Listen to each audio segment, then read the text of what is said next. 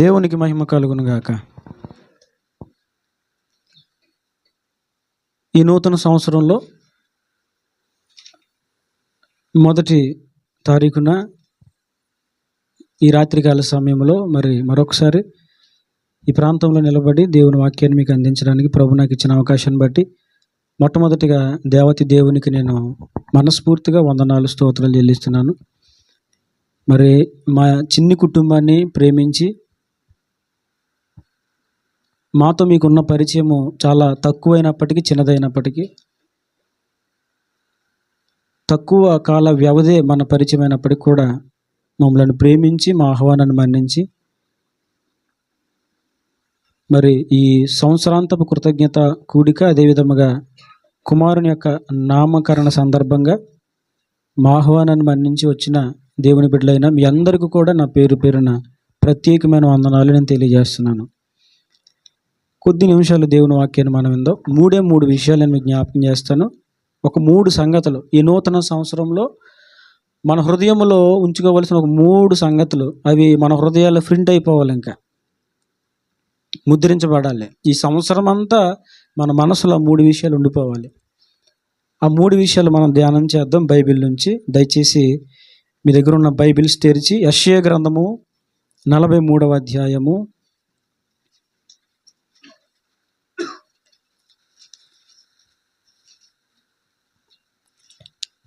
18, 19 వచనాలు దయచేసి చదవండి. మునుపటి వాటిని జ్ఞాపకము చేసుకొనకుడి, పూర్వకాలపు సంగతులను తలంచుకొనకుడి. ఇదిగో నేనొక నూతన క్రియ చేయుచున్నాను, ఇప్పుడే అది మొలుచును, మీరు దాన్ని నాలోచింపరా. చాలండి. దేవుడి వాక్యముల ద్వారా మనతో మాట్లాడును గాక. ఈ వాగ్దానము దేవుడు మన జీవితంలో ఈ సంవత్సరం నెరవేర్చును గాక. ఆమెన్. ఇక్కడ దేవుడు యెషయా భక్తుని ద్వారా తెలియజేస్తున్న ఒక శ్రేష్టమైన విషయాన్ని, దేవుడు నా హృదయంలో పెట్టినటువంటి విషయాన్ని నేను మీకు తెలియజేస్తున్నాను. ఈ దినము ప్రభు ఏం సందేశం చెప్పాలి అని ప్రభువుని నేను అడిగినప్పుడు ప్రభు ఒక 3 మాటలు నా హృదయంలో పెట్టారు. ఆ 3 మాటలు నేను మీకు తెలియజేస్తున్నాను. అందులో మొదటి మాట ఏంటంటే, ప్రభు తన ప్రజలతో మాట్లాడుతున్న విషయం, మునుపటి వాటిని జ్ఞాపకము చేసుకొనకుడి, పూర్వకాలపు సంగతులను తలంచుకొనకుడి. ఇదిగో నేను ఒక నూతన క్రియ చేస్తున్నాను, ఇప్పుడే అది మొలుచును, మీరు దాన్ని ఆలోచింపరా. ఇశ్రాయేలీయులు తమ జీవితంలో చేసిన పొరపాట్లను బట్టి, వారి భక్తిహీన జీవితాన్ని బట్టి, వారి దోషమును బట్టి, దేవుని పైన వారు తిరగబడిన విధానమును బట్టి చాలాసార్లు వాళ్ళు శత్రువుల చేతికి అప్పగించబడ్డారు. శత్రువులు నానా రకాలుగా హింసపెట్టారు ఇశ్రాయేలు ప్రజల్ని. ఇక ఒక రకంగా కాదండి, అనేక రకాలుగా ఇశ్రాయేలీయులను శత్రువులు, అనేక దేశాలు, ఇటు చూస్తే ఐగుప్తు, అటు చూస్తే ఆ బబులోను, ఇక ఎటు చూసిన సిరియనులు, ఎటు చూసిన సంతోషము లేనటువంటి పరిస్థితులు, అశూరియులు, ఇక ఎటు చూసిన నలుమూలలో కూడా ఒక విధంగా చెప్పాలంటే ఇశ్రాయేలు నలగొట్టేశారు. రావడం, వీళ్ళ పంటంతా దోచుకోవడం, వీళ్ళ దేహాల్ని వారు వాడుకోవడం, బానిసలుగా తీసుకెళ్ళిపోవడం, వీళ్ళ దేశం పైన వాళ్ళు పెత్తనాన్ని చెలాయించడం, ఇష్టం వచ్చినట్లుగా వారు ఆ దేశాన్ని పరిపాలించడం, ఇలా పరిస్థితులు తారుమారైపోయినాయి. నలిగి ఇంక ఎంతగా నలిగిపోయి ఉన్నారంటే అసలు హృదయంలో సంతోషం అనేది, నెమ్మది అనేది లేదు. శ్రమపడి నలిగి ఇక ఏమాత్రమో వారి హృదయంలో నిత్యము రేగుతున్న ఆలోచన ఏంటంటే, వారి జ్ఞప్తికి వస్తున్న ఆలోచన ఏంటంటే, అయ్యో శ్రమ పెట్టబడుతున్నాం, శ్రమల పాలైపోయాం, కొంతకాలం వాళ్ళు దోచుకున్నారు, కొంతకాలం వీళ్ళు దోచుకున్నారు, కొంతకాలం ఐగుప్తీలు దోచుకున్నారు, కొంతకాలం బబులోను దేశపు వారు దోచుకున్నారు, అసలు మాకు ఇక నెమ్మది లేదు. జీవితంలో చాలామందికి ఎక్కువగా గుర్తొచ్చే సందర్భాలు ఏంటి తెలుసా? దేవుడు చేసిన మేలులను గూర్చిన సందర్భాలు కాదు. జీవితంలో ప్రతి మనిషికి ఎక్కువగా గుర్తొచ్చే సందర్భం ఏంటి తెలుసా? జరిగిన కీడు, జరిగిన నష్టం, వాటిల్లిన ప్రమాదం, జరిగిన మోసం, ఎదుర్కొన్న నింద, అవమానం, ఇవే పదే గుర్తొస్తూ ఉంటాయి. పడుకున్నదే, నుంచున్నదే, కూర్చున్నదే, దారిని పోయినా. కొంతమంది బండి నడుపుతూనే ఉంటారు, కానీ ఎంతసేపు బుర్రలో తిరిగేదేంటిది? ఏం తిరుగుతుంది? ఎదురైన నింద, ఎదురైన కష్టం, ఎదురైన ఇరుకు ఇదే బుర్రలో తిరుగుతూ ఉంటుంది. ఇశ్రాయేలీలు కూడా చివరికి ఎలా అయిపోయారంటే, ఇక వారి బ్రతుకు కాలములో నిత్యము వారి జ్ఞప్తికొచ్చే విషయాలన్నీ ఏంటంటే, అయ్యో శ్రమ పడిపోయాం, అయ్యో నలిగిపోయాం, అయ్యో యాతన పడిపోయాం, మా జీవితం కష్టాల బారిన పడిపోయింది, ఎప్పుడు సుఖం అనేది లేదు, ఎప్పుడు నెమ్మది అనేది లేదు, శాంతి అనేది మాకు లేదు. ఇక వీళ్ళ ఆలోచన నిత్యం ఇదే పందాలో కొనసాగిపోతున్నారు. అలాంటి తరుణములో హృదయాలు బలహీనమైపోయి ఏం చేయాలో తెలియక ఆలోచించుకుంటూ సతమతమైపోతూ గత జీవితంలో ఎదురైన కష్టాలే జ్ఞాపకం చేసుకుంటూ వాటిని తలంచుకుంటూ, ఇప్పుడు బాధలు గుర్తొచ్చినప్పుడు ఆకలేస్తుందండి? ఆకలేస్తుందా? బాధలు గుర్తొచ్చినప్పుడు నిద్ర వస్తుందా? నిన్న మా అక్క చెప్తున్నారు, ఎంత పవర్ఫుల్ బిల్ వేసినానంట నిద్ర రావట్లేదంట. ఎంత పవర్ఫుల్ బిల్ వేసిన ఏం రావట్లేదు, నిద్ర రావట్లేదు. అంటే పవర్ఫుల్ బిల్ల కంటే ఆయన మెలుగు ఎంత పవర్ఫుల్ చూడండి. ఆయన నిత్యము మెలుగుగా ఉండజేసేటువంటి ఆ ఆలోచనలు ఎంత పవర్ఫుల్లో చూడండి. మన హృదయాన్ని ప్రతిదినము రేపే ఆలోచనలు నిద్ర పట్టనివ్వవు, సరిగ్గా భోంచేయనివ్వవు. మీరు చూసారో లేదు, ఎప్పుడైనా మనసు బాధగా ఉంటే భోంచేయలేము. అరకులో సేవ ప్రారంభించినప్పుడు ఇలాగే జనవరి 1 అనుకుంటున్నాను, ప్రార్థన పెట్టేసి ఒక 30 మందిని పిలిచేసి 30 మంది వచ్చేస్తారని భోజనాలు వండేసాం. అది కూడా ఎలా అనుకుంటున్నారు, నేను నా భార్య ఇద్దరం చేసేసాం, భోజనాలు వండేసి ఒక పాట అయిపోయింది, రెండో పాట అయిపోయింది, నేను ఆవిడ వంశ అవుతుంది, ఆవిడ నా వంశ అవుతుంది, ఒకళ్ళు రావట్లేదు. మళ్ళీ ఇంకో పాట అయిపోయింది, నేను ఆవిడ వంశ అవుతుంది, ఆవిడ నా వంశ అవుతుంది, ఎవరు రావట్లేదు. పాడి 1 2 3 4 5 ఎవరు రావట్లేదు. చివరికి వండిన భోజనాలు అలాగే ఉన్నాయి, ఎవరు రాలేదు. ఇదేంటిది బాధాకరమైనటువంటి పరిస్థితి. వండాం కానీ ఆ రోజు భోజనం చేయబుద్ధి అవ్వలేదు. కానీ ఈ రాత్రి దేవుడు ఒక శ్రేష్టమైన మాట మనకి తెలియజేస్తున్నాడు. ప్రభు నా హృదయంలో పెట్టినటువంటి శ్రేష్టమైన సంగతులు దేవుడు ఈ రోజున మీకు తెలియజేస్తున్నాడు. అదేంటంటే, పూర్వకాలపు సంగతులు మీరు జ్ఞాపకం చేసుకోవద్దు. అంటే ఏంటి? గతంలో మోసపోయావు, నీకెవరో నష్టం చేశారు, నిన్నెవరో శ్రమ పెట్టారు, నిన్నెవరో బాధ పెట్టారు, నీకెవరో గాయం కలిగించారు, నిన్నెవరో దోచుకున్నారు గత జీవితంలో.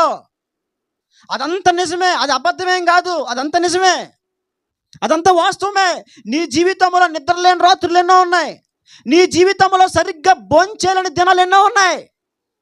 ప్రేమ ఉంది, భార్యతో ప్రేమగా మాట్లాడాలని ఉంది, పిల్లలతో ప్రేమగా మాట్లాడాలని ఉంది, కానీ ఉన్న ఒత్తిడిని బట్టి కనీసం బిడ్డ అని ప్రేమతో కొడుకుని హక్కుని చేర్చుకొని లాలన చేసేంత మనస్సు కూడా లేదు. అంత భయంకరమైనటువంటి శ్రమ సంబంధించినటువంటి శ్రమతో కూడుకున్నటువంటి ఆలోచనలు, దీనిని బట్టి కురింగిపోతూ నలిగిపోతూ ఇశ్రాయేలీలు అలాగే హృదయంలో అవే స్మరించుకుంటూ వాటినే జ్ఞాపకం చేసుకుంటూ అలాగే కృంగిపోతున్నారు. అప్పుడు ప్రభు అన్నారు, మునుపటి వాటిని జ్ఞాపకం చేసుకోకండి, పూర్వకాలపు సంగతులను తలంచుకోకండి. ఇదిగో నేను ఒక నూతన క్రియను చేస్తున్నాను, అది ఎప్పుడో కాదు, ఇప్పుడే.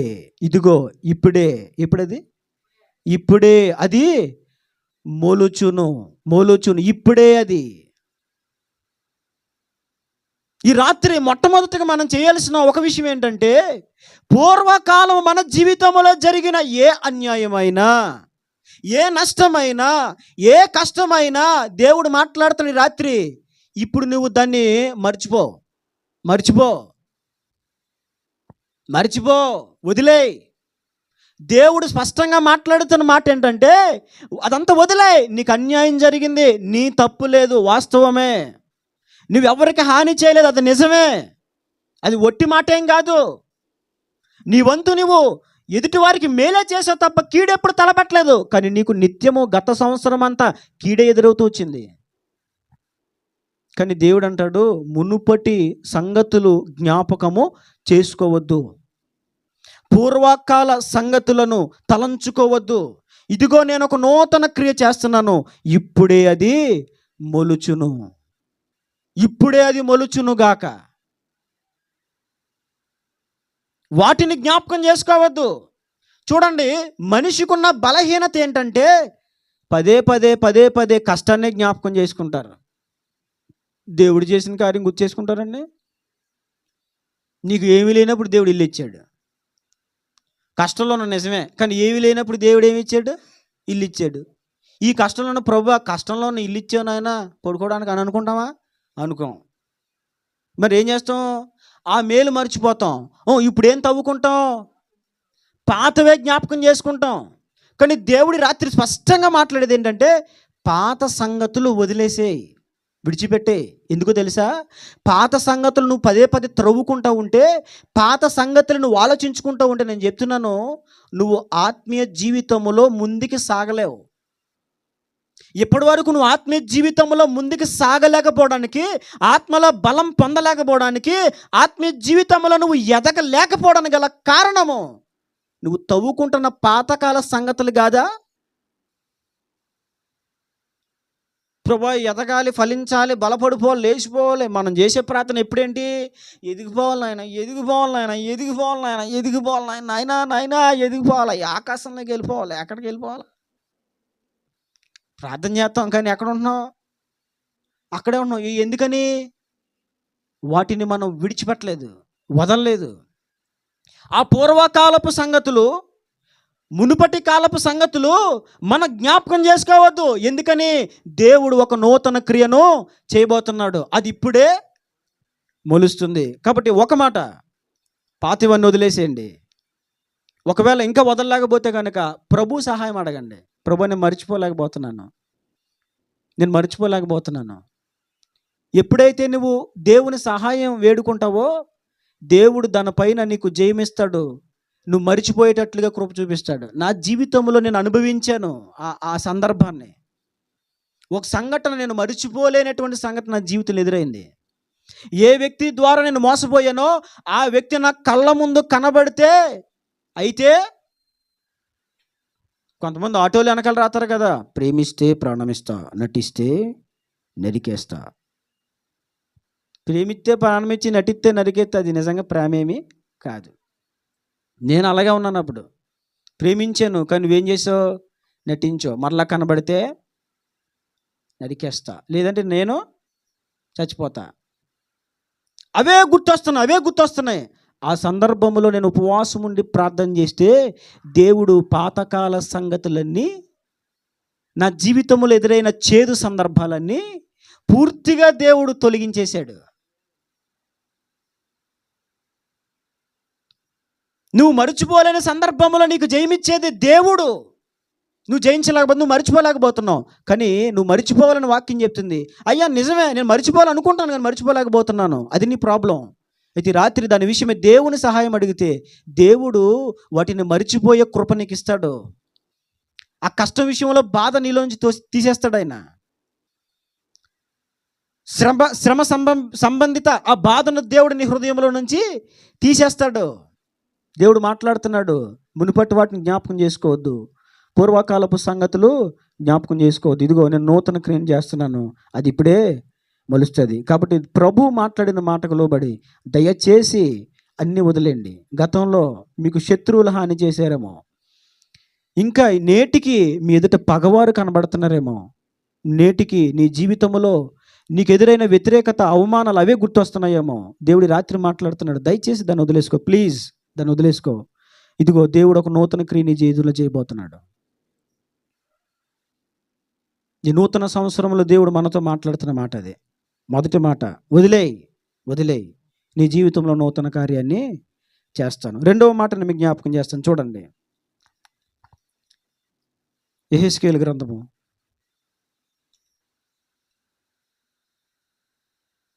18వ అధ్యాయము. యెహెజ్కేలు గ్రంథము 18వ అధ్యాయం 31వ వచనం.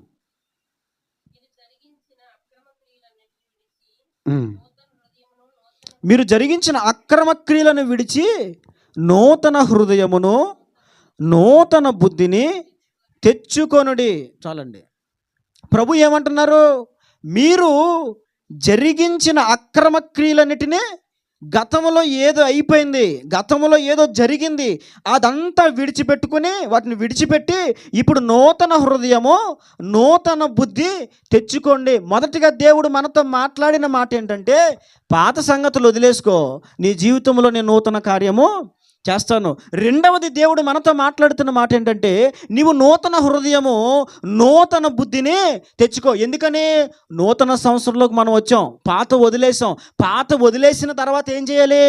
నూతన హృదయము, నూతన బుద్ధి మనం కలిగి జీవించాలి. ఎన్నో నూతన సంవత్సరాలు మనం దాటేసాం. ప్రతి సంవత్సరం కూడా happy new year, happy new year brother, happy new year, I wish you very happy new year. ఇక చాలా చెప్తారు, మనకి ఇంగ్లీష్ రాదులే. ఇంగ్లీష్లో మాట్లాడితే గమ్మున ఎక్కడ తడబడి వచ్చేద్దని నేను తెలుగులోనే చెప్తున్నాను. నూతన సంవత్సరపు శుభాకాంక్షలు ఎందుకు వచ్చింది? రాని ఇంగ్లీష్ మాట్లాడి అక్కడ ఎక్కిరింతల పాలైపోవడం కంటే ఇంకోటి ఏముండదు. ఈ నూతన సంవత్సరానికి వచ్చిన మనం రెండవది చేయాల్సింది ఏంటో తెలుసా? నూతన హృదయము, నూతన బుద్ధిని తెచ్చుకోవాలి. నూతన సంవత్సరంలోకి వచ్చాము, నూతన సంవత్సరంలోకి వచ్చేస్తున్నామని కొత్త బట్టలు వేసుకుంటే నూతనత్వం వచ్చేసినట్ట? నూతన సంవత్సరంలోకి వచ్చేసామని చెప్పేసి కేక్ కోసేస్తే నూతనత్వం వచ్చేసినట్ట? ఈ రోజున చాలామంది నూతన సంవత్సరం వచ్చేసింది అని అనుకుంటున్నారే కానీ, అయ్యో నా హృదయం నూతన పరచబడలేదు, నా మనసు నూతన పరచబడలేదు, నా ఆలోచనలు నూతన పరచబడలేదు, నా చూపులు నూతన పరచబడలేదు, నా తలంపు నూతన పరచబడలేదు, నా ఊహ ఉద్దేశం నూతన పరచబడలేదు. సిగ్గుపడాలి రాత్రి. ఎందుకో తెలుసా? భూమి మీద మనం చూస్తున్నాం, ప్రతి సంవత్సరం నూతనత్వం వచ్చేస్తుంది. మీరు వాడుతున్న ఫోను ఎప్పటికప్పుడు సాఫ్ట్వేర్ అప్డేట్ అయిపోతుంది, అవునా కదా?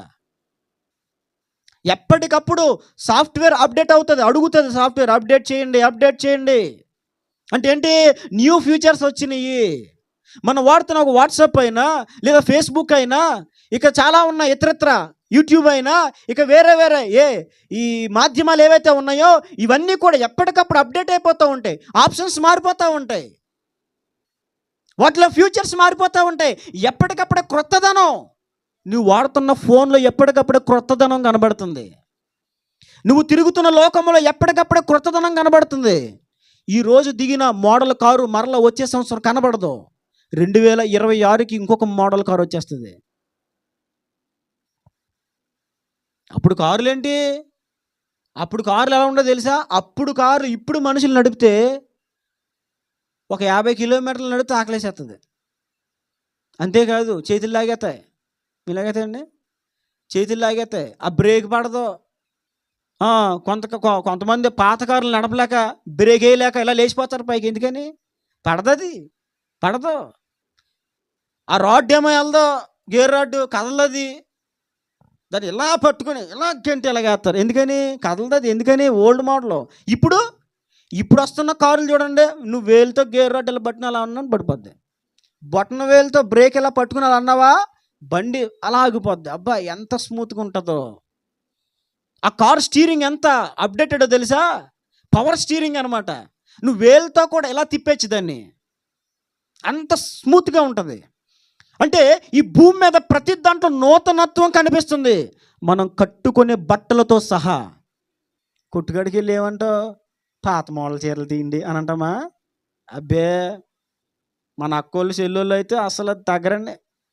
కొట్టుకాడికి వెళ్ళగానే బాసు కొత్త రకం చీరలు ఉంది, అవి బాగా రాలేదు ఇంకానే, కొత్త రకం ఏం రాలేదేంటి? తీ మోడల్స్ బయటికి. ఏం తీయాలండి? మోడల్స్. అదే ఇప్పుడు కొత్తగా వచ్చింది కదా, ఆ సీరియల్లో ఆమె కట్టుకుంది మొత్తం అంచు వస్తుంది, ఇక్కడ అదేదో వస్తుంది, డిజైన్ వస్తుంది, సింగిల్ ట్యాప్ వేస్తారు కదా, సింగిల్ ట్యాప్. ఆ సింగిల్ ట్యాప్ వేస్తారు, ఇలా ఇలా ఎత్తుకుంటారు. ఈ మధ్యలో చీరేసి చేతితో అట్టుకుంటున్నారండి. చీరేసి ఏం చేస్తున్నారు? చేతి తట్టుకో. అదేంటిది? చీర కట్టుకొని చేతి తట్టుకోవడం ఎందుకండి? మరి అలా చేతి తట్టుకుని చీర ఎందుకు కట్టుకోవడం? అంటే రకరకాల స్టైల్స్ అండి. ఇక ఇప్పుడు చూడండి, చిన్నప్పుడు మన పిల్లలకి చెయ్యి ఇరిగిపోతే కట్టేసి ఒక దండేసి వారు మెడలో నుంచి, ఆ చెయ్యి ఎలా ఉండేది? ఇంకా ఇలా ఉండేది, అవునా కదా? ఇక ఇంతే. ఆడు 40 రోజులు ఆడు కట్టి తీసేదాకా ఆడు ఎలా ఉంటాడు? ఇక ఇంతే. ఇప్పుడు వీళ్ళు ఏం చేస్తున్నారు? స్టైల్ అంట. చెయ్యి ఎరగకపోయినా చీర చేతి మీద వేసేసుకొని ఇంక ఈ చెయ్యి ఇంతే రాదు. ఏమ్మ బాగున్నావు అంటే హాయ్ బాగున్నాను, ఇంతే. ఇంక ఎగది ఇది. ఎందుకని? స్టైలు. అంటే ఇవన్నీ ఎందుకు చెప్తున్నానంటే ఏదో నవ్వించడానికి కాదు, కానీ ఈ భూమి మీద ప్రతి దాంట్లో క్రొత్తదనం మనం అనుభవిస్తున్నాం. అంతేకాదు మనస్సు కూడా, మనలో ఉన్న మనస్సు కూడా ఎప్పటికప్పుడే క్రొత్తదనాన్ని కోరుకుంటుంది. అవునా కాదు చెప్పండి? క్రొత్తదనాన్ని కోరుకుంటుందా లేదా? నాకు ఒక బండి ఉందండి, జూపిటర్ 110. ఆ మధ్యలో మా జాషు 125 కొనేసరికి నాకు కొంచెం మనసట వెళ్ళింది. అరే అది బాగుంది, స్పేస్ ఎక్కువగా ఉంది, ఎందుకని ఫ్యూచర్స్ బాగున్నాయి. వెనకాల డిక్కీ ఏమో ఎంత ఉందండి, ఎంత ఉంది. ఎక్కడైనా దారిలో చేపలు కనబడితే శుభ్రంగా లైవ్ చేపలు అందులో డిక్కీలో నీళ్ళు వేసుకుని చేపలు అందులో వేసుకుని తెచ్చేసుకోవచ్చు. అబ్బా ఎంత డిక్కీ అండి, అది పడవలే ఉంది ఇప్పుడు వచ్చిన బండి. అది చూసేసరికి అంటే ఏంటి, మన మనస్సు ఎప్పుడు కూడా నూతనత్వాన్ని కోరుకుంటుంది. లోకములో తినే విషయంలోనే, తినే తిండి అయినా, కట్టుకునే బట్ట అయినా, వాడుకునే వస్తువుల విషయంలోనైనా మన హృదయము ఎప్పటికప్పుడు నూతనత్వాన్ని కోరుకుంటుంది. నేను అడుగుతున్నాను, నూతనత్వాన్ని కోరుకునే నీ హృదయానికి నూతనత్వం ఉందా? New year, new year, happy new year. మనలో నూతనత్వం లేనప్పుడు హ్యాపీ న్యూ ఇయర్ అని చెప్పడానికి సిగ్గుపడాలండి.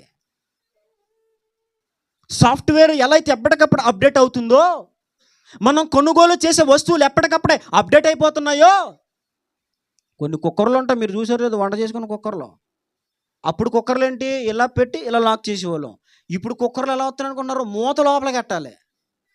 మా ఓళ్ళకి ఆ మూత ఎట్టడం రాక, ఎందుకని అది ఎలా పెడితే పట్టదో, అడ్డంగా తిప్పి కరెక్ట్గా సెంటర్లో నుంచి లోపలికి దాన్ని పెట్టి అప్పుడు ఫిట్ చేయాలి. అంటే ఏంటి, ప్రతి దాంట్లో కూడా నూతనత్వం అనేది వచ్చేసింది. మన మనసు కూడా ఎప్పుడు క్రొత్తదనాన్నే కోరుకుంటుంది. మన మనసు ఎప్పుడు క్రొత్తదాన్ని ఆశపడుతుంది.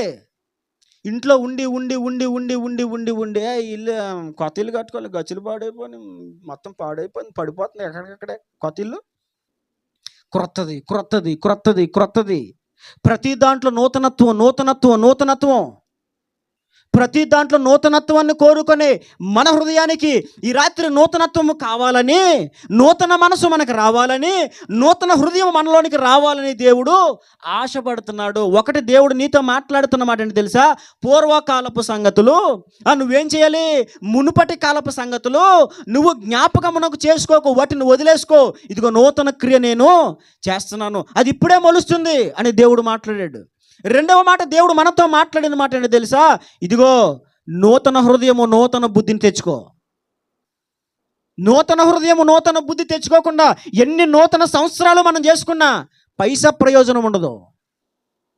ఉపయోగం అంటే నూతన హృదయము నూతన బుద్ధి తెచ్చుకోవడం అంటే ఏంటి? నూతన హృదయము నూతన బుద్ధి కలిగిన వారు మాటల్లో కూడా నూతనత్వాన్ని కనుపరుస్తారు, చేష్టల్లో కూడా నూతనత్వాన్ని కనుపరుస్తారు, ధరించే వస్త్రధారణలో కూడా నూతనత్వాన్ని కనుపరుస్తారు. ఒకప్పుడు జారిపోయిన ప్యాంట్లు వేసుకుని తిరిగినోడు నేను, ఒకప్పుడు బెల్ట్కి చైన్లు ఉన్న ప్యాంట్లు వేసుకునేవాడిని, జీన్ ప్యాంట్లు వేసేవాడిని. ఇప్పుడు ఇలాగా మీకు అమాయకుల్లాగా పిల్లిలాగా కనబడుతున్నాను, కానీ నేను పిల్లిలాగా కనబడుతున్నాను. కానీ ఒకప్పుడు పొద్దున్నే తెల్లవారుజాము 4 గంటలే జిమ్ చేసేవాడు నేను. దేవుడు ఉపాసాలు ఎట్టేసి మొత్తం ఒళ్ళంతా కూడా తీసేసాడు దేవుడు. హైట్ అంటే లేని కానీ చేసిన వ్యవహారాలు మామూలు కదండి. ఎత్తంటే లేం కానీ మామూలు చేయలేదు. మొత్తం ఎక్కడికి వెళ్ళినా జిమ్ చేస్తావు నువ్వు అని అడిగేవారు నన్ను. ఎందుకని మరి పెంచేసుకొని టైట్ బిట్లు చెట్లు వేసుకుని తిరుగుతావు, మరి ఏమంటారు అనరా? చెస్ట్ పెరగాలి, బాడీ కండలో పెంచేసుకొని శుభ్రం పొద్దున్నే పెరుగన్నం తినేసేవాడిని. పొద్దున్న ఏమనమండి, ఇక టిఫిన్ గట్ట ఏం కాదు, పెరుగన్నం. ఇక చికెను ఏం దొరికినాయా, ఆడు కనుక బిర్యానీ వేయలేదా మళ్ళీ వైట్ రైస్ వేస్తున్నాడు, వైట్ రైస్ మళ్ళీ లైన్ల నుంచి నువ్వని ప్లేట్ పాడేసి మళ్ళీ కొత్త ప్లేట్ కట్టుకొని, ఎందుకని బిర్యానీ మళ్ళీ వేస్తాడేడు. తిండి తిండి ఫుల్గా తినేసి ఫుల్గా పెంచేసి. అప్పుడు మన వస్త్రధారణ కూడా చాలా ఎలా ఉండేది అనుకుంటున్నారో, చాలా వెరైటీగా ఉండేది. మొత్తం జారిపోయి లోపల అండర్వేర్ కూడా బయటికి కనబడేలాగా అలా వేసుకొని. నిజం అండి, ఇది నేనేదో మిమ్మల్ని నవ్వించడానికో లేకపోతే వేరేగా చెప్పట్లేదు, ఉన్న సత్యం చెప్తున్నాను. నా వస్త్రధారణ ఇతరుని ఆకర్షించేటట్లుగా ఉండేది. నా వస్త్రధారణ ఇతరులు చూడగానే ఈడికిలా వేసుకోవాలరా, ఈడికిలా స్టైల్ చేయాలరా అన్నట్టుగా ఉండేది నా వస్త్రధారణ, నా హెయిర్ స్టైలు అన్నీ అలాగే ఉండి, ప్రతిదీ అలాగే ఉండి. కానీ ఎప్పుడైతే దేవుడు నన్ను దర్శించాడో, ఇదిగో నూతనత్వంలోకి వచ్చేసాను. వస్త్రధారణ మారిపోయింది. నూతనత్వం అంటే ఏంటి తెలుసా? నూతనత్వం అంటే ఏంటి తెలుసా? నీ వస్త్రధారణ మారిపోవాలి. ఇప్పుడు దాకా వేసుకున్నట్లుగా నువ్వు బట్టలు వేసుకోవడానికి వీల్లేదు. నూతనత్వం అంటే ఏంటి తెలుసా? ఇప్పుడు దాకా నువ్వు మాట్లాడినట్లుగా మాట్లాడడానికి వీల్లేదు. నూతనత్వం అంటే ఏంటి తెలుసా? ఇప్పుడు వరకు చూసినట్లుగా చూడడానికి వీల్లేదు. నూతనత్వం అంటే ఏంటి? ఇప్పుడు దాకా చేసినట్టుగా చేయడానికి వీల్లేదు. చూడగానే అరే వాడు మాట మారిపోయిందిరా, వాడు మాట ఏమైపోయింది? అరే మావా, ఏంటది? అరే మావా. ఇప్పుడు ఇప్పుడు కాస్త ఏమైపోతుందంటే, బ్రదర్, అరే ఏంటి మావా అనేవాడు బెదర్ అంటున్నాడేంటి, ఒసే అనేవాడు సిస్టర్ అంటున్నాడేంటి, ఏంటా అనేవాడు ఏంటండి, ఏంటమ్మా అంటున్నాడేంటి? వీడి మాటలో నూతనత్వం ఉంది. ఈ రాత్రి దేవుడు రెండవది మనలో నుంచి కోరుకుంటున్న విషయం ఏంటంటే, మనము నూతనపరచబడాలి. మన హృదయం నూతనపరచబడాలి, మన ఆలోచన నూతనపరచబడాలి, మన మనస్సు నూతనపరచబడాలి. ఎంతకాలం ఆ పాత హృదయం, పాత ఆలోచన, పాత బుద్ధి, ఆ పాత మనసు ఎంతకాలం పెట్టుకొని బతుకుతామండి? ఎంతకాలము పాత బతుకుతూ నూతన సంవత్సరం అని చెప్పుకొని సంతోషపడిపోయి ఊరేగేస్తాము? ఎంతకాలం అది? వద్దు, నూతనత్వాన్ని సంపాదించుకుందాం. దేవుడు తెలియజేస్తున్న సత్యం. కొత్త సంవత్సరం అంటే కొత్త బట్టలు వేసుకున్న వాళ్ళు నేను ఏం తిట్టట్లేదులేండి. మళ్ళీ గమ్మున ఎవరైనా కొత్త బట్టలు వేసుకున్న తిడతానంటే నేనే అని అనుకోకండి. నేను చెప్పే భావం ఏంటంటే, నూతన సంవత్సరం అంటే కొత్త బట్టలు కాదు. నూతన సంవత్సరం అంటే ఇంటికి పెయింట్లు కాదు. నూతన సంవత్సరం అంటే పిండి వంటలు కాదు. నూతన సంవత్సరం అంటే ఇల్లుని అలంకరించుకోవడం, దేహాన్ని ఇది కాదు నూతనత్వం అంటే. నూతనం అంటే మన మనస్సు నూతనం, మన హృదయము నూతనం. ఇది నూతనత్వం. మన హృదయంలోనికి రావాలి నూతనత్వం. మన మనస్సు మారిపోవాలి. ఇప్పటి వరకు ఆలోచించినట్లుగా ఇంకా ఆలోచించకూడదు. ఇప్పుడు ఏం చేయాలి? క్రొత్త ఆలోచనలు.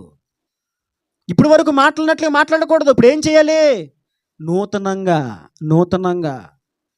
మన మాట విధానం, ఈ నూతనత్వం మనకు కావాలి. ఒకప్పుడు మనల్ని అందరూ ఎప్పుడు చూసినా ఇదే, ఎప్పుడు చూసినా ఈమె ఇంతేరా, ఎప్పుడు చూసినా ఈడు ఇంతేరా అని అనేవారు. కానీ నూతనత్వం వచ్చిన వ్యక్తి విషయంలో మాట్లాడే మాటలు తెలుసా?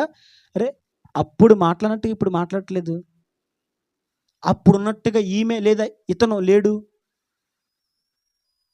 నూతనత్వం పొందిన వారి విషయంలో సమాజం ఇచ్చే సాక్ష్యం ఇలా ఉంటుంది. నూతనత్వం లేదనుకోండి, బతుకు మారదరా, ఈమె బతుకు ఈడు బతుకు ఇంక ఇంతే, ఎప్పుడు ఇంతారు బాబు, మారడీడు. దేవుడి రాత్రి కోరుకుంటున్న రెండో విషయం ఏంటి తెలుసా? ఈ నూతన సంవత్సరములో నీవు నూతన హృదయము, నూతన బుద్ధి తెచ్చుకోవాలి. అలాంటి నూతన హృదయము, నూతన బుద్ధి మనము తెచ్చుకుందుముగాక. మూడో మాట జ్ఞాపకం చేస్తాను, చూడండి.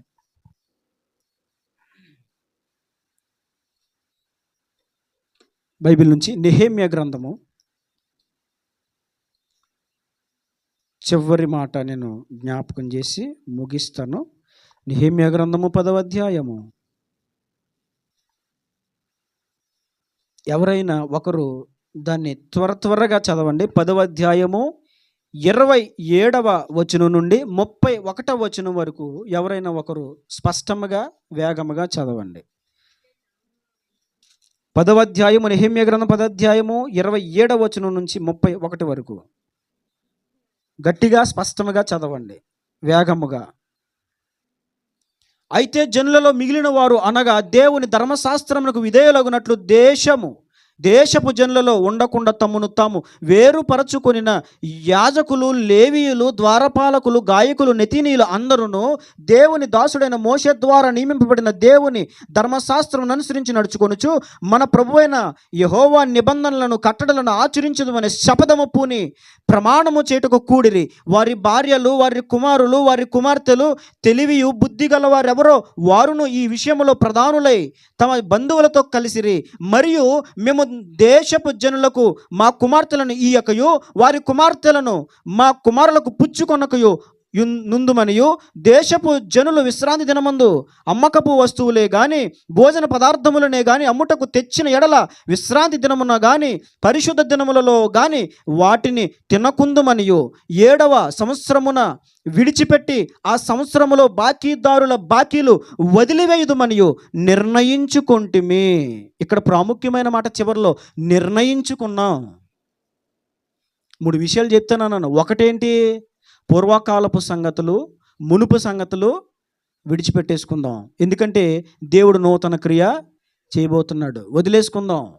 కక్షలు, కుట్రలు, ద్వేషం, ఎదురైన అవమానం, నింద, ఇవన్నీ కూడా వదిలేసుకుందాం. దేవుడు మాట్లాడుతున్నాడు. వాటన్నిటిని నువ్వు వదిలేసేయి. నేను నీ జీవితంలో నూతన కార్యాన్ని చేస్తాను. ఎందుకని? వాటిని నువ్వు గుర్తుపెట్టుకుంటే ఆత్మీయంగా ఎదగలేవు. ఒకటి, ఆత్మీయంగా ఎదగలేవు. రెండవది ఏంటో తెలుసా? ఇటు భౌతికంగా కూడా ఎదగలేవు. అంటే ఆరోగ్యం కూడా నీకు ఉండదు. మనోవ్యాధికి మందు లేదన్నారు పెద్దలు. మనోవ్యాధులు ఉన్నప్పుడు ఎన్ని మందులు వేసుకున్నా పనిచేయవండి. ఎంత అన్నం తిన్నా అరగదో. మనోవ్యాధి, మనోచింతన, దాన్ని ఏం చేయాలి? వదిలేసుకోవాలి. దేవుడు మాట్లాడుతున్నాడు. నువ్వు వాటిని మరిచిపో, నువ్వు వాటిని జ్ఞాపకం నాకు తెచ్చుకోకు, ఆ పూర్వకాలపు సంగతులను విడిచిపెట్టేసుకో. నేను నీ జీవితంలో ఒక నూతన కార్యము చేస్తున్నాను, అది ఇప్పుడే మొలుస్తుంది. రెండవది దేవుడు మనతో మాట్లాడిన మాట ఏంటంటే, చెప్పండి, ఏం మాట్లాడాడు దేవుడు? నూతన హృదయము, నూతన బుద్ధిని తెచ్చుకోవాలి. నూతన సంవత్సరంలోకి వచ్చేసామని కొత్త బట్టలు వేసుకొని మనం సంతోషపడడం కాదు, కానీ నిజముగా నా హృదయం నూతన పరచబడిందా, నా మనసు నూతన పరచబడిందా, నేను నూతనత్వంలోకి వచ్చానా? నేను భూ సంబంధమైనటువంటి ఈ భూమి పైన ఎన్నో వస్తువుల్లో నూతనత్వాన్ని చూస్తున్నాను, క్రొత్తదనాన్ని చూస్తున్నాను, క్రొత్త ఫ్యూచర్స్ నేను చూస్తున్నాను. కానీ నా హృదయం నూతన పరచబడిందా? నా ఆలోచన నూతన పరచబడిందా? ఎప్పుడులాగా ఆలోచిస్తున్నానా? ఎప్పుడులాగా ఉంటున్నానా? లేదు, నేను ఇలా ఉండడానికి వీల్లేదు. నేను నూతన హృదయము, నూతన బుద్ధి కలిగి బ్రతకాలి. దేవుడు మాట్లాడే రెండవ మాట, నూతన హృదయము, నూతన బుద్ధి కలిగి మనం జీవించాలి. మూడవది చూడండి, నెహెమ్యా కాలంలో, అప్పటికే నెహెమ్యా కాలానికి ముందు జరిగిన విషయం ఏంటంటే, శత్రు రాజ్యాలు ఈ ఇశ్రాయేలు మీదకి దండెత్తి వచ్చి ఈ ఇశ్రాయేలందరిని కూడా దోచుకెళ్ళిపోయి ఆ యొక్క ఇశ్రాయేలు పట్టణాన్ని, వారికి ఉన్న గ్రామాలను, వారికి ఉన్న ప్రాకారపు గోడలను కూల్చేసి దేవుని మందిరమును కూలగొట్టేసి మొత్తము కూడా ఆ ప్రాకారమునంతటిని, ఆ పట్టణమునంతటిని అగ్ని చేత కాల్చివేసేశారు. పూర్తిగా నిర్మూలమైపోయారు. ఆ తర్వాత దేవుడు ఎజ్రా నెహెమ్యా కాలంలో మరలా తన ప్రజలను దేవుడు ఆ దేశానికి, అనగా బబులోను దేశము నుండి, కల్దీల చేతిలో నుండి, ఆ శత్రువుల చేతుల నుండి దేవుడు మరలా విడిపించి, ఏ పట్టణములో నుంచి వారు తరుంబేయబడ్డారో, ఏ పట్టణం అయితే కాలిపోయిందో, ఏ పట్టణములో వాళ్ళు అవమానములు పాలయ్యారో, ఏ పట్టణము నుంచి వారు వెళ్ళిపోయారో, ఆ పట్టణంలోనికి దేవుడు మరలా ఎజ్రా నెహెమ్యా కాలములో తన ప్రజలను దేవుడు తీసుకొచ్చాడండి. అర్థమవుతుంది కదా? తీసుకొచ్చిన తర్వాత ఇప్పుడు మరి ఇంతవరకు వారు ఉన్నటువంటి ప్రాంతంలో లేరుగా, బానిసత్వంలో ఉన్నారు. చాలా కాలం బానిసత్వంలో ఉండిపోయారు. మరలా తిరిగి దేవుని దయ, ఆయన వాగ్దానములను బట్టి, భక్తులు చేసిన ప్రార్థనలను బట్టి, భక్తులు ఖర్చిన కన్నీళ్లను బట్టి దేవుడు వారిని కనికరించి మరలా బానిసత్వం నుంచి విడిపించి వారి స్వదేశమునకు, వారి జన్మస్థలమునకు దేవుడు మరలా ఇశ్రాయేలును తీసుకొచ్చేసాడు. ఇప్పుడు వీళ్ళు ఏం చేస్తున్నారో తెలుసా? అరే, మనం కొన్ని నిర్ణయాలు తీసుకోవాలి. విశ్రాంతి దినమున ఇక్కడ వ్యాపారం ఎవరు చేయడానికి వీల్లేదు. ఒకవేళ ఈ వ్యాపారం ఎవరైనా చేస్తే అక్కడ మనం ఏమీ కొనుక్కోవద్దు. అంతేకాదు, అన్యజనుల్లో ఎవరైనా పెళ్లి చేసుకున్నటువంటి స్త్రీలుంటే వారిని విడిచిపెట్టేయాలి. ఇదిగో మన విశ్రాంతి దినాన్ని పాటించాలి. ఇదిగో దేవుడు మనకిచ్చిన ధర్మశాస్త్రాన్ని మనము పాటించాలి. జాగ్రత్తగా ఉండండి, చివరి మాటల్ని జ్ఞాపకం చేస్తున్నాను అని వీళ్ళు అనుకుంటున్నారు. మనం ఇవన్నీ కూడా ఒక నిర్ణయం తీసుకోవాలి. వీటన్నిటి విషయంలో మీకు విషయం చెప్పనా? నిర్ణయము లేకే వారి జీవితాలకు, వారి కుటుంబాలకు, వారి బ్రతుకులకు నిర్ణయము లేకే ఇశ్రాయేలీలు చెరలోకి వెళ్ళిపోయారు. అర్థమవుతుందండి? కొంచెం జాగ్రత్తగా వినండి. చివరి మాట, ఏమి లేక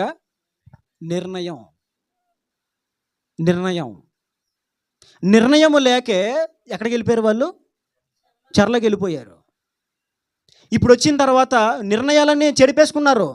దేవుడు పెట్టిన నియమాలు, కట్టడలు, ఆజ్ఞలు ఇవన్నీ కూడా ప్రక్కన పెట్టేశారు. నిర్ణయించుకున్నటువంటి నిర్ణయాలు, తీసుకున్న తీర్మానాలు, చేసుకున్న వాగ్దానాలు ఇవన్నీ కూడా దేవునికి ఇచ్చిన మాట, ఇవన్నీ కూడా ప్రక్కన పెట్టేశారు. కట్టడ లేనప్పుడు జనులు త్రోవ తప్పేస్తారు. మన బ్రతుకు కొన్ని నిర్ణయాలు లేనప్పుడు మన బ్రతుకు కూడా ఏమైపోతుంది? పాడైపోతుంది.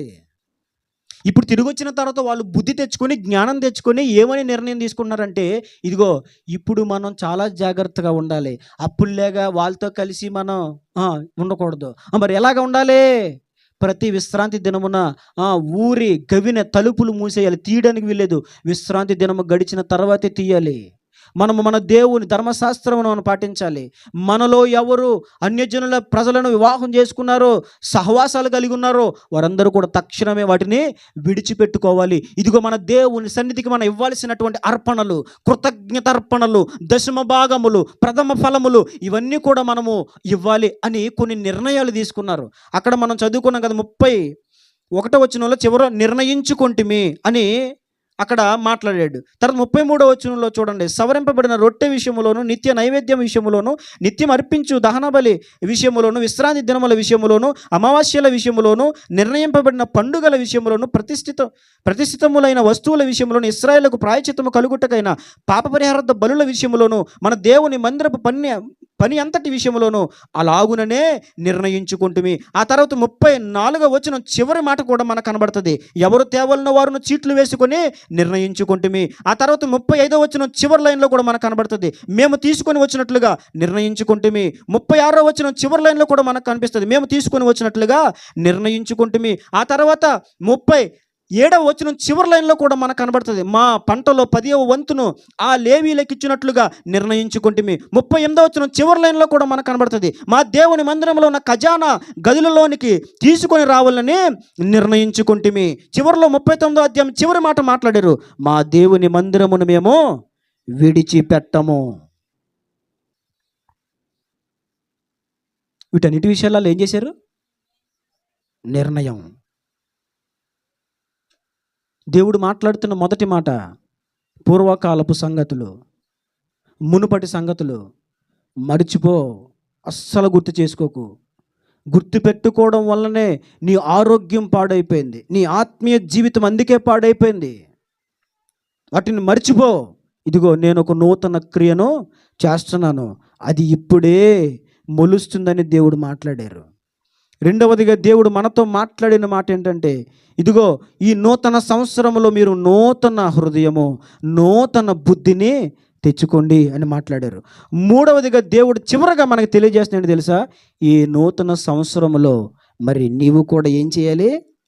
కొన్ని నిర్ణయాలు తీసుకోవాలి. ఏ నిర్ణయాలు?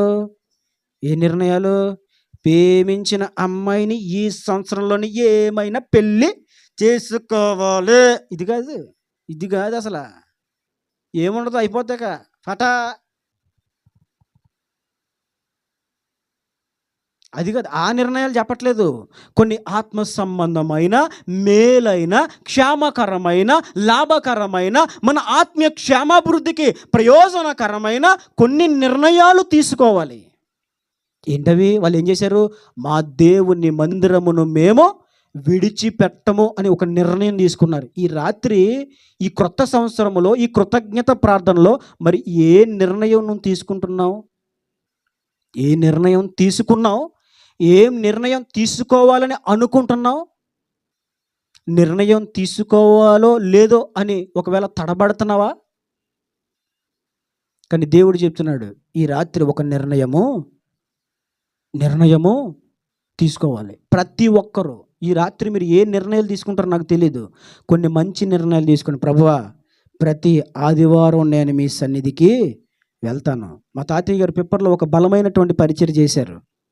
మా తాతయ్య గారు 17వ సంవత్సరం వయసులో యేసుప్రభుని తన సొంత రక్షకునిగా అంగీకరించారు. 17 సంవత్సరాల వయసులో ఒక పాట, జీవనదాత నా హృదయములోనికి రా అనేటువంటి ఒక ఆత్మ సంబంధమైన పాట ఒక సేవకుడు మీటింగుల్లో పాడుతూ ఉంటే గొట్టాల్లోంచి వింటున్న శబ్దాన్ని విని ఆ పాట ద్వారా పట్టబడి మీటింగ్ స్థలానికి వెళ్ళి అక్కడ దొర్లి ఏడ్చి మారు మనసు పొందారు మా తాతయ్య గారు.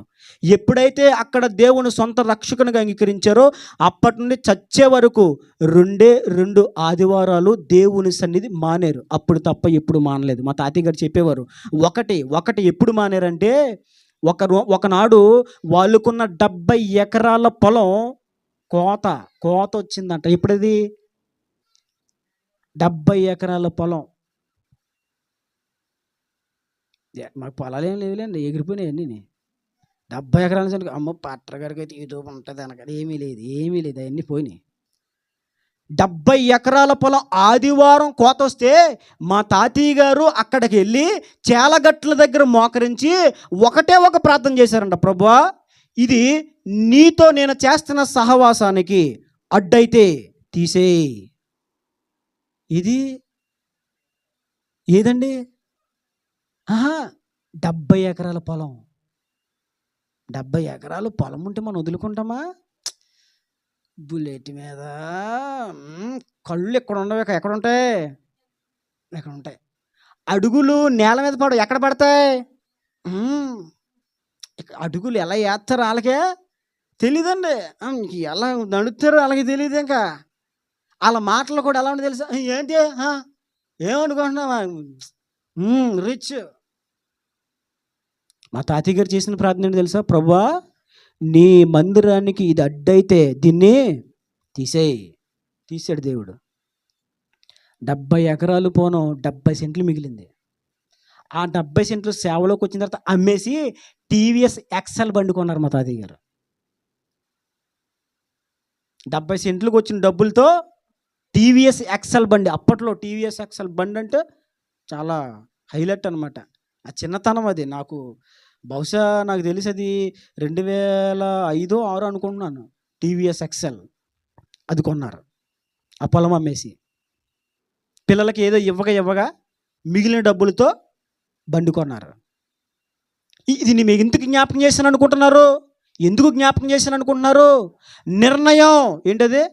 నిర్ణయం. ఆయన తీసుకున్న నిర్ణయం. 2వ ఆదివారం, 2 ఆదివారాలు మానేశారని చెప్పాను కదా. ఒకటి, ఆ రోజు కోత వచ్చింది, అప్పుడు ప్రార్థన చేసి తీసే ప్రభు అని దేవుడు తీసేశాడు. ఇంకా మళ్ళీ ఎప్పుడు మందిరం మానలేదు. 2వ ఆదివారం మందిరం మానడానికి గల కారణం ఏంటంటే, ఆదివారమే మా తాతయ్య గారు వాళ్ళ ప్రియమైన భార్య చనిపోయారు. ఏమైపోయారండి? ఆదివారం చనిపోయింది ఆవిడ. ఆ రోజు ఆరాధన పెట్టలేదు. వాస్తవానికి అప్పుడు పెట్టవచ్చు, కానీ మా తాతయ్య గారు మరి ఎందుకో పెట్టలేదు, అలా ఆగింది. మా తాతయ్య గారు ఎప్పుడైతే చెప్పేవారు, చెప్పి సంతోషపడేవారు కాదు, బాధపడేవారు.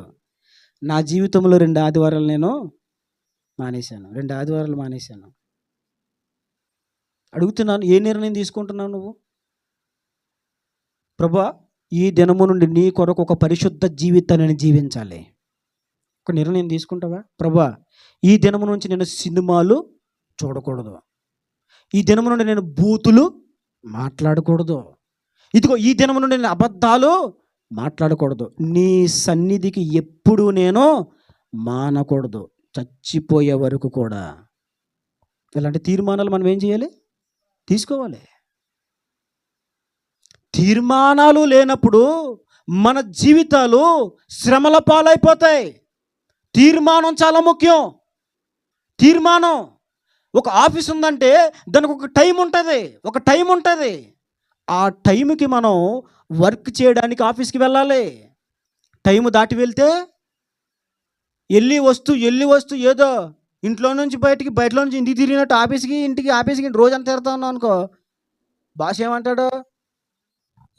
ఏటనువా, ఉద్యోగానికి వచ్చావా, తిరగడానికి వచ్చావా, అటు ఇటుని ఏంటి నువ్వు ఉంటావా, మానేస్తావా? అక్కడ కూడా ఒక నియమం ఉంటుంది. ఈ రాత్రి మన జీవితానికి ఒక నిర్ణయం కావాలి. ఏ నిర్ణయం తీసుకుంటున్నావు? దేవుడు అడుగుతున్నాడు. నిర్ణయం మా తాతయ్య గారు తీసుకున్నారు. ఒకప్పుడు నిర్ణయాలు తీసుకొని ఆయన సువార్త సేవలో ముందుకెళ్ళారు. అనేక మందిని రక్షించుటకు దేవుడు ఆయన్ని సాధనంగా వాడుకున్నాడు. బలమైన సాధనంగా దేవుడు వాడుకున్నాడు ఆయన్ని. ఒక దగ్గరికి 50 మంది సేవకులను తయారు చేశాడు ఆయన. కారణం ఏంటో తెలుసా?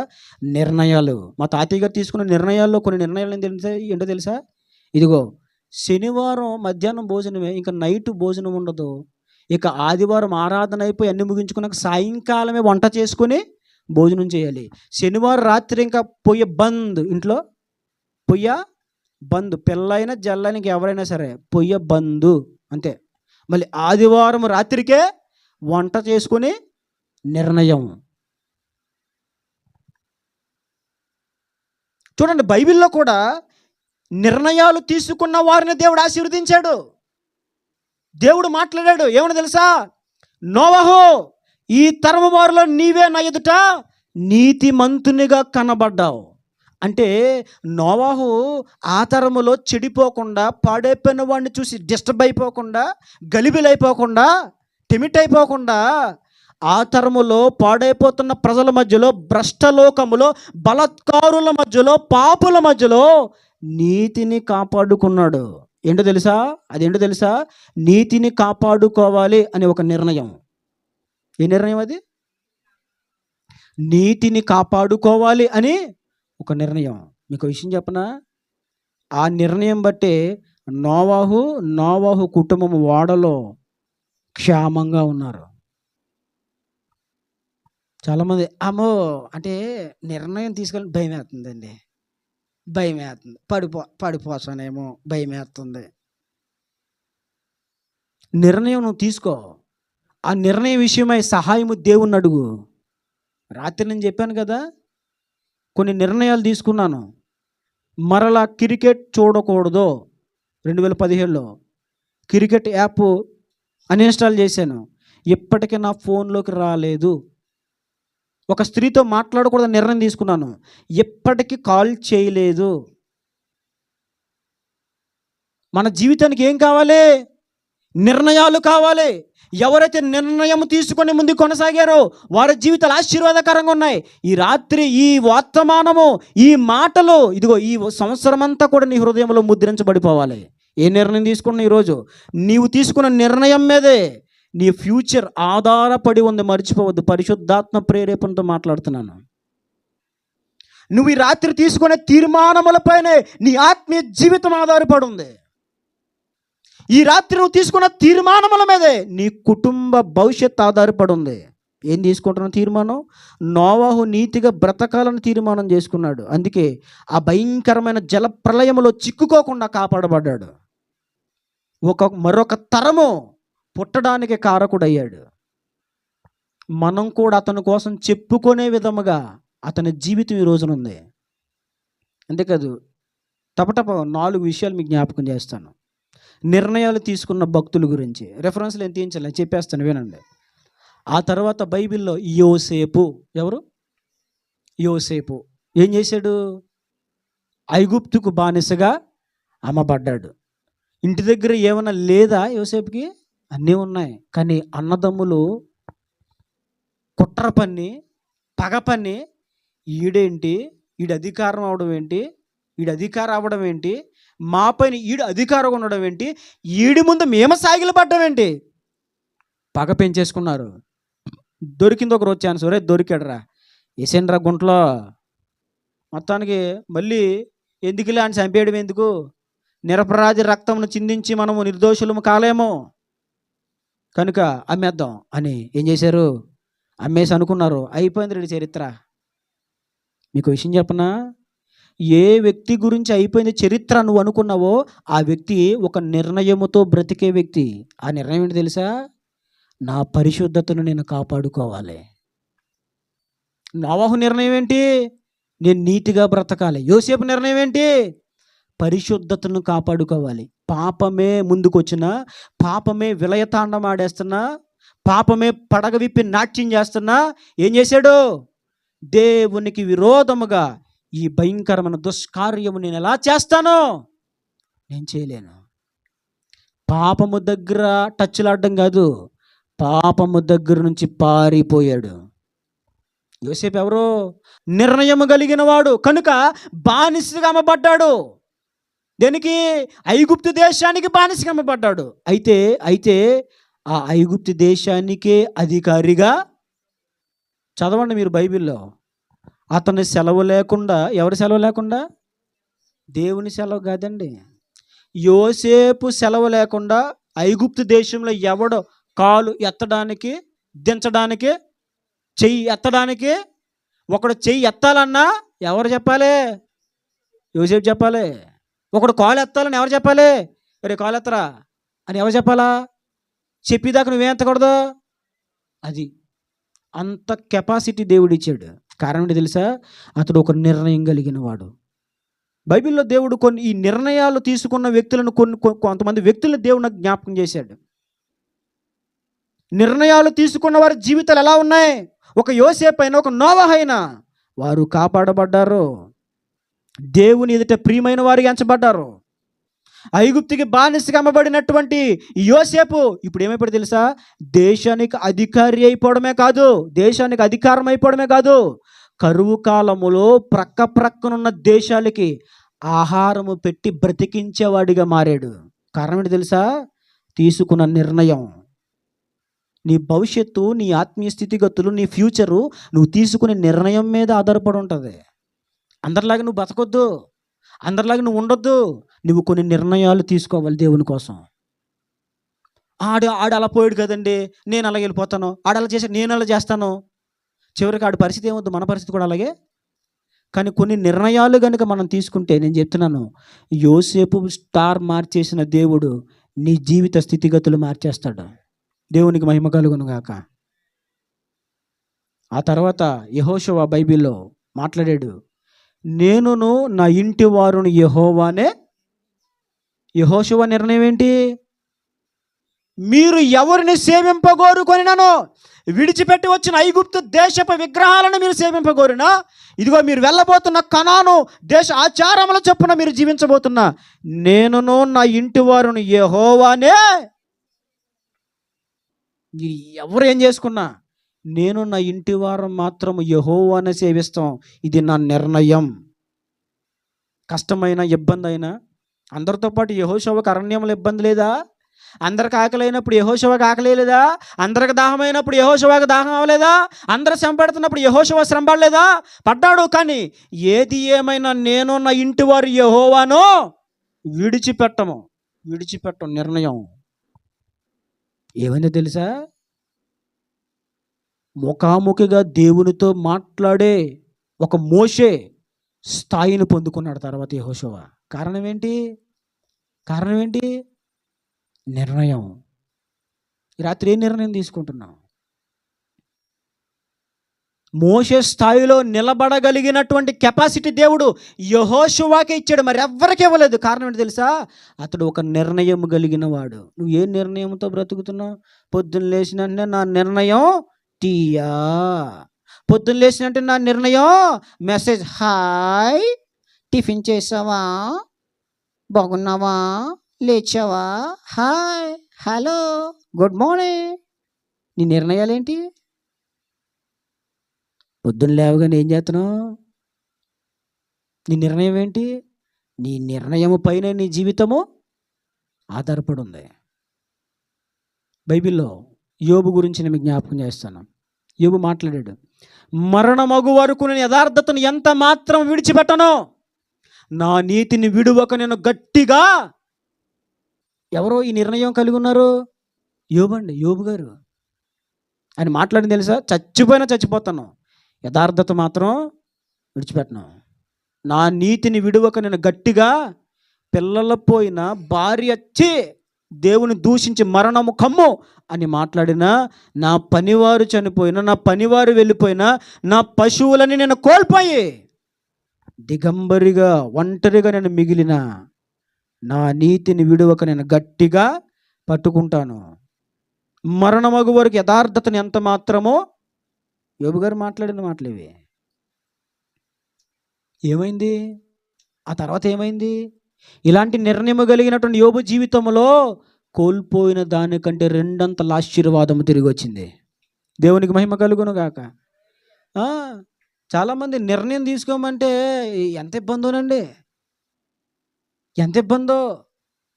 లోకంలో ఉన్న ఆటగాళ్ళకి కొన్ని నిర్ణయాలు ఉంటాయి, కొన్ని నియమాలు ఉంటాయి. ఎర్లీ మార్నింగ్ లేవాలి, ఏం చేయాలి? ఇప్పుడు కొంతమంది వీళ్ళు ఉంటారు, ఎవరు రన్నర్సా ఏమంటారు వాళ్ళని, పరుగు పందెంలో పోటీలు చేసే వాళ్ళు ఉంటారు కదా, ఆ పోటీదారులు, క్రికెట్ ఆడేవాళ్ళు, వీళ్ళందరూ ఏం చేస్తారు? నెట్స్లో గంటలు ప్రాక్టీస్ చేస్తారు, బంతి అయితే కొడతారు. ఇదంతా ఏంటిది? ప్రాక్టీసు. ఇదంతా ఒక నిర్ణయాలు ప్రకారంగా వెళ్తే అప్పుడు వారు ఆడుతున్న ఆ ఆటలో, ఆ గేమ్లో వారి విజయాన్ని. అంతేగాని నేను ఇప్పుడు పరిగెత్తను, నేను ప్రోగ్రామ్ ఎప్పుడు చెప్పండి, రన్నింగ్ ఎప్పుడు, పోటీ ఎప్పుడు చెప్పు ఫుల్గా తినేస్తాను 4 రోజులు తినేసి మొక్క కక్క తినేసి అప్పుడు ఎక్కుతాను రంగంలోకి మరి చూసుకో అంటే కుదురుతుందా? మరి ఏం చెయ్యాలి? ప్రాక్టీస్, నిర్ణయం, ఒక నియమ ప్రకారంగా వారు వెళ్తారు. అందుకే రంగంలో దిగ్గానే ఏం చేస్తారు? 1 2 3 గో అనగానే అబ్బా పరిగెడతారండి ఒక్కొక్కరు. మనం చూస్తే బాబోయ్ వీడు ఆవేశం వచ్చేద్దాం, వీడు బాబోయ్ తిన్నది పైకి తనేద్దాం అనుకుంటాం. పరిగెడతారు. ఎందుకని?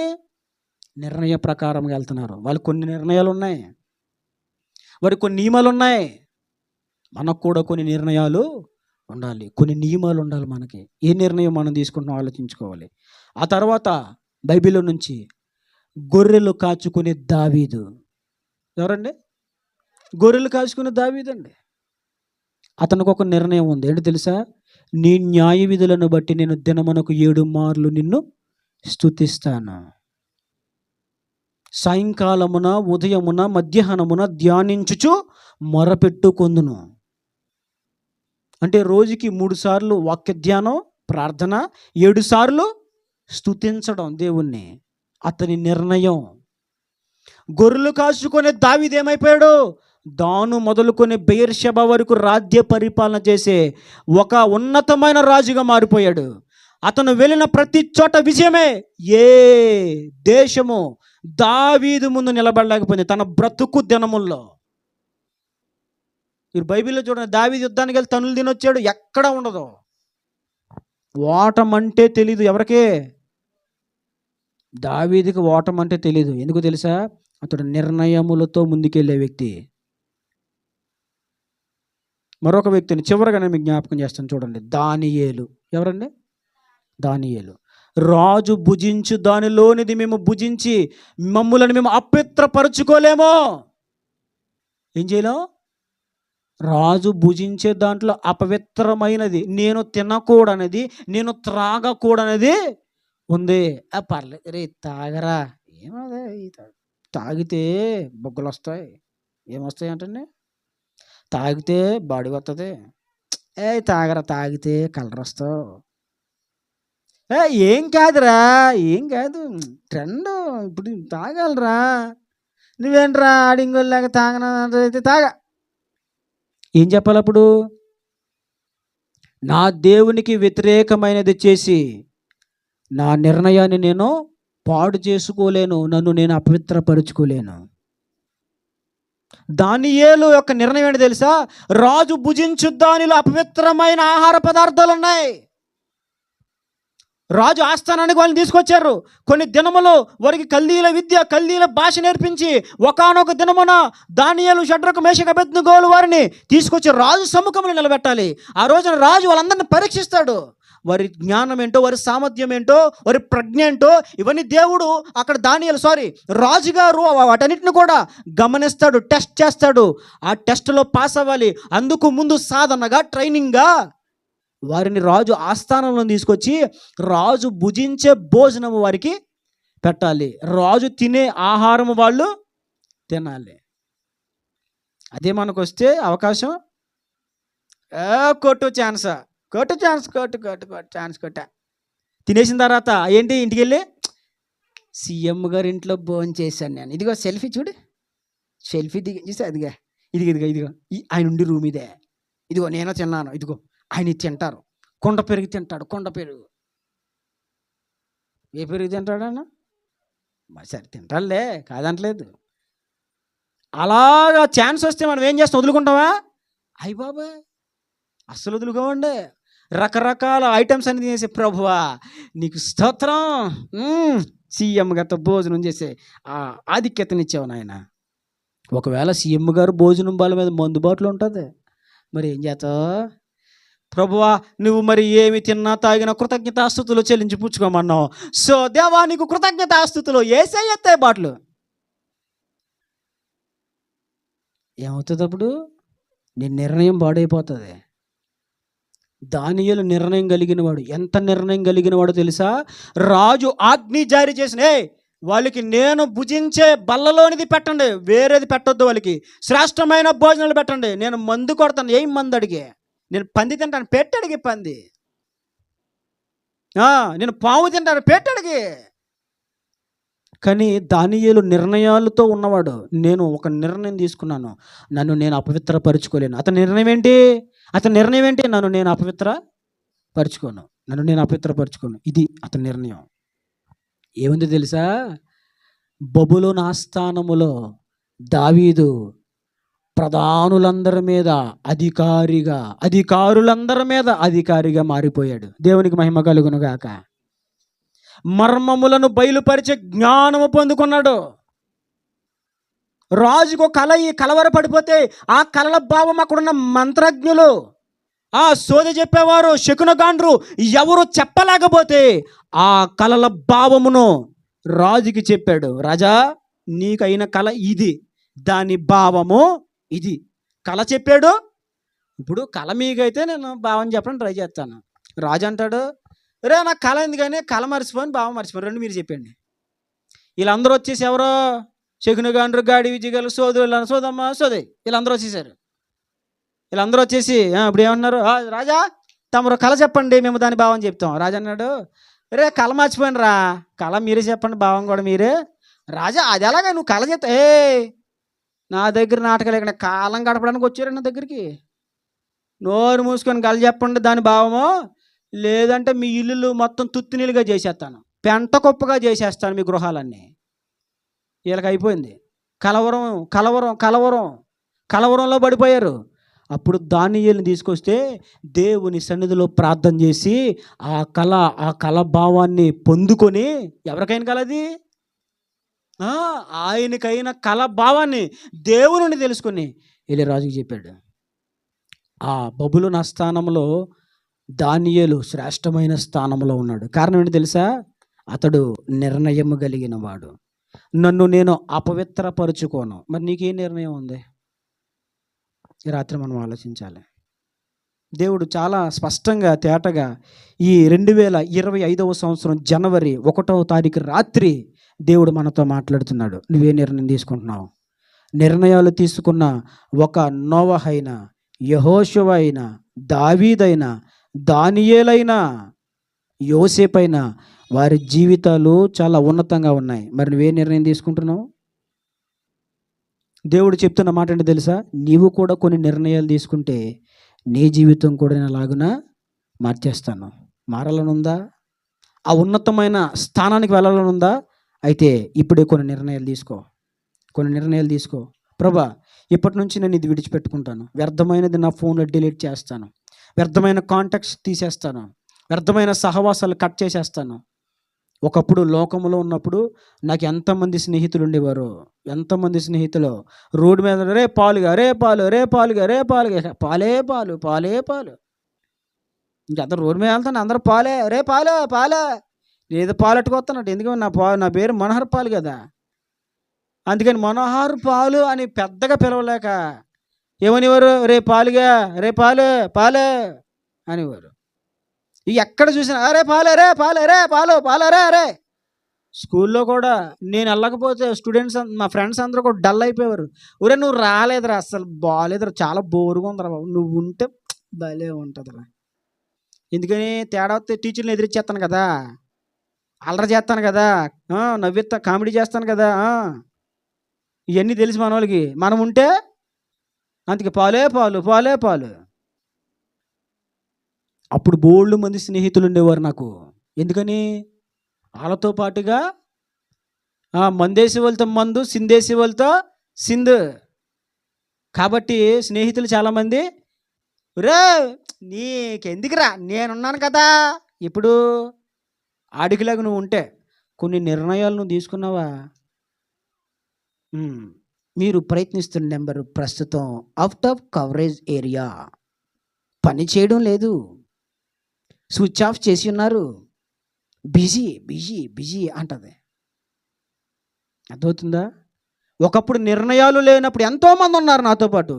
నిర్ణయం తీసుకున్నప్పుడు చాలామంది, ఒకప్పుడు బోల్డ్ మంది స్నేహితులు, నిర్ణయం తీసుకున్నప్పుడు స్నేహితులు దూరం అయిపోయారు. నేను కొంతమంది స్నేహితుల్ని ప్రక్కన పెట్టాను. అంటే మాట్లాడడం మానేసినాను కాదు, దోస్త్. ఏది ఈ మధ్యలో ఏదో పదమే, నన్ను జిగిడి దోస్త్ అంటండి. కొత్త పదం, నర్సీపట్నం వచ్చి ఎన్ని కొత్త పదాలు వింటున్నాను. జిగిడి దోస్త్ అంట. అంటే జిగిడి దోస్త్ అంటే ఏంటంటే నాకు అర్థం అవ్వలేదు. జిగిడి దోస్త్ అంటే జిగిడి అంటే ఏంటండి? మరి అన్నారు జిగిడి దోస్త్ అంటే జిగిడి దోస్తు thick friend, best friend. Thick ఫ్రెండా? బ్లాక్ ఫ్రెండ్ ఏం కాదా? అదవుతుందా? ఎవరైనా సరే నీ ఆత్మీయ జీవితానికి ఆటంకం కలిగించే వారి విషయంలో నేను కొంచెం దూరంగా ఉంటాను అని నిర్ణయము తీసుకోవాలి. కాబట్టి ఆలోచించండి, రాత్రి దేవుడు 3 విషయాలు మనతో మాట్లాడారు. ఒకటి, ఇదిగో మునుపు సంగతులు, పూర్వకాలపు సంగతులు అస్సలు జ్ఞాపకం చేసుకోవద్దు. ఇదిగో నేను నూతన కార్యము క్రియ చేస్తున్నాను, ఇప్పుడే అది మొలిచింది, ఆల్రెడీ మొలిచిందని ప్రభు మాట్లాడారు. రెండవది, ప్రభు మనతో మాట్లాడుతూ వచ్చారు, ఇదిగో నూతన సంవత్సరంలో నూతన బుద్ధి, నూతన హృదయము కలిగి జీవించండి. నూతన సంవత్సరంలో దేవుడు మన నుంచి అడుగుతుంది ఏంటి తెలుసా? అయ్యా బిడ్డ, ఏదైనా ఒక నిర్ణయం తీసుకుంటున్నావా? దేవుడి రాత్రి మనల్ని అడుగుతున్న మాట అది. ఒక నిర్ణయం ఏదైనా తీసుకున్నావా? ఈ రాత్రి ఇంకా తీసుకోలేదా? అయితే కొన్ని నిర్ణయాలు తీసుకోండి, మంచి నిర్ణయాలు తీసుకోండి. మంచి నిర్ణయాలు తీసుకుంటే నిర్ణయాల ప్రకారముగా బ్రతికిన భక్తుల జీవితాలు ఎలా ఆశీర్వాదకరంగా మారిపోయాయో, ఎలా అయితే వారు అనేకులకు ఆశీర్వాదకరంగా ఉన్నారో, అలాగున నీ జీవితం ఆశీర్వాదకరంగా మారిపోద్ది. ఇప్పుడు నీకు విలువ లేకపోవచ్చు, ఇప్పుడు నిన్ను ఎవరో గౌరవించకపోవచ్చు. కొన్ని నిర్ణయాలు తీసుకుని ముందుకెళ్ళు. ఒకవేళ నిర్ణయాలు తీసుకున్నందుకు ఈరోజు నిన్ను ఎవరో హేళన చేయొచ్చు, గేలి చేయొచ్చు, అవమానపరచవచ్చు, నిన్ను వదిలేసి వ్యతిరేకించవచ్చు. నీవు దేవుని సన్నిధిలో తీసుకున్న మంచి నిర్ణయాలు నీ ప్రాణం పోయే వరకు నువ్వు గట్టిగా పట్టుకుంటే, ఒక దైవ సేవకునిగా నేను చెప్తున్నాను, యోసేపును ఆశీర్వదించిన దేవుడు, దానియేలును ఆశీర్వదించిన దేవుడు, నోవాహును ఆశీర్వదించిన దేవుడు, దానియేలును ఆశీర్వదించిన దేవుడు, ఇదిగో ఈ రాత్రి నిన్ను కూడా ఆశీర్వదిస్తాడు. అలాంటి నిర్ణయాలు మనం తీసుకొని దేవుడు అనుగ్రహించే దైవ ఆశీర్వాదాలు మనం కూడా పొందుకుందాం. దేవుడి మాటలు మన వెనుకలో దీవించి ఫలింపచేయును గాక. ఆమేన్.